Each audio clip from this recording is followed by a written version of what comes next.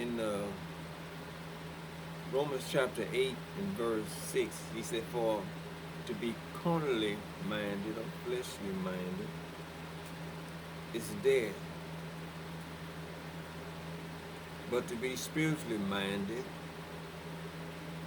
is life and peace.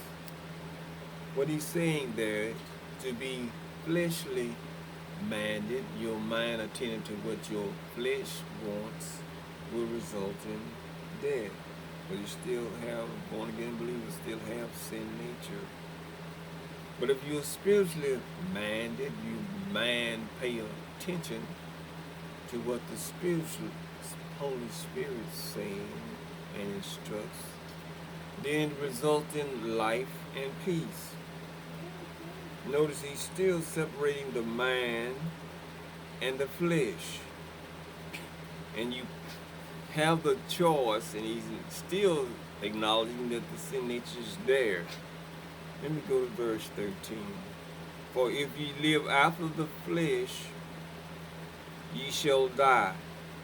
You still got that nature, though it is weak compared to the Holy Spirit passionating righteousness and love and holiness, yet is there.